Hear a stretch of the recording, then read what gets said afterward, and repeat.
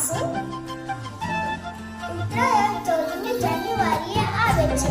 આ દિવસે સૂર્ય મકર રાશિ પ્રવેશ કરવાથી તેને મકર સંક્રાંતિ પણ કહે છે. ઉત્તરાયણના આગલા દિવસે બજારમાં ઘણી બધી ભીડ જોવા મળે છે.